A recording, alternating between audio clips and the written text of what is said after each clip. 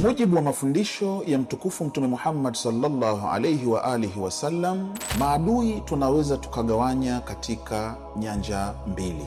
Kuna maadui ambao tunawaita ni maadui wa nje, lakini kuna maadui ambao ni maadui wa ndani. Leo sitotaka tuzungumzie maadui ambao wanaonekana ni wadhahiri, ni wa nje, na ningependa tuzungumzie huyu adui wa ndani ambaye kila mmoja wetu anatakiwa kuwa naye makini. Na hii ni kwa sababu kuna urahisi mkubwa sana wa mwanadamu kupambana vita dhidi ya maadui wa nje kuliko kupambana kwake vita dhidi ya adui ambaye anaishi naye ndani yake. Hapa tunazungumzia adui ambaye muda wote wewe upo naye katika sala zako, katika maneno yako, katika ahadi zako na wapendwa wako, lakini pia hata wakati ambao wewe unakuwa si mwenye kutambua, pia uko naye. Tunazungumzia nafsi.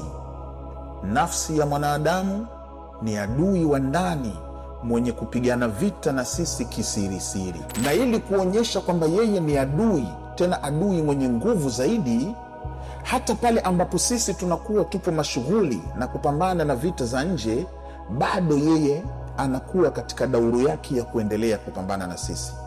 Tukinukuu tukio maarufu la maswahaba walipotoka kupigana katika moja ya vita, mtukufu Mtume Muhammad sallallahu alayhi wa alihi wasallam anawapokea kwa kuwaambia, marhaban biqaumin qadaw aljihad alasghar wa baqiya alayhim aljihad alakbar. Karibuni, karibuni enyi watu ambao mmetoka kupigana vita ndogo na sasa hivi mliobakisha ni vita kubwa. Masahaba wakashangaa, wakamwambia, ya Rasulullah, tumetoka katika uwanja wa vita, kuna ambao wamekufa, kuna ambao wamejeruhiwa, vipi wasema ya kwamba sisi tumetoka kupigana vita ndogo na kuna vita kubwa zaidi ya hii inatusubiri? Qila wama aljihadul akbar, wakamwambia, ya Rasulullah, hiyo vita kubwa ambayo imebakia ni ipi? Qala sallallahu alayhi wa alihi wasallam, jihadun nafs.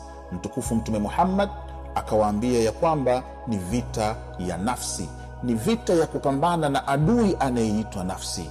Swali la kujiuliza ni kwamba, je, nafsi ya mwanadamu kwa asili yake ni adui kwa mwanadamu? La hasha, nafsi kama nafsi haina uadui na mwanadamu, isipokuwa ni pale ambapo nafsi itakapotoka katika misingi yake ya kisheria, pale ambapo nafsi itatoka katika misingi ya kiakili, nafsi ikataka kutawala akili ya mwanadamu na sheria ambazo amepewa huyu mwanadamu, hapa tena inageuka na kuwa adui wa huyu mwanadamu, kwa sababu itakuwa inataka kufanya kwa matakwa yake, na mara nyingi matakwa ya nafsi ya mwanadamu huwa si yenye kuendana na misingi ya akili, lakini vile vile na misingi ya sheria. Kwa nini vita dhidi ya nafsi inaonekana kuwa ni vita ngumu sana? Kwa sababu nafsi ya mwanadamu inapokuwa inapambana na mwanadamu, usidhanie ya kwamba itakuja na vitu ambavyo vinaonekana kwa mtazamo wa kwanza kwamba ni vibaya.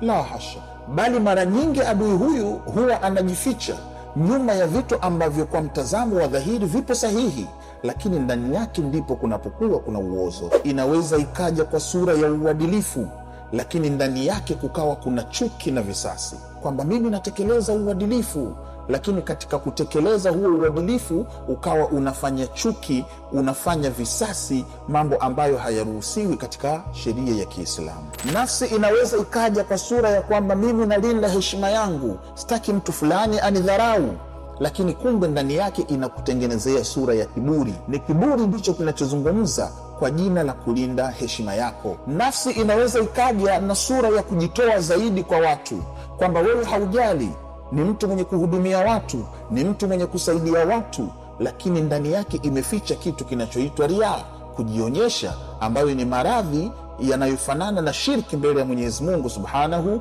wa Ta'ala. Lakini nafsi vile vile inaweza ikaja kwa jina la uhuru, kumbe ndani yake ikawa ni kufuata matamanio ya kwamba mimi nipo huru katika matendo yangu, hakuna mtu yoyote ambaye anayeweza kunikontrol, hakuna mtu yoyote ambaye anaweza kunipangia.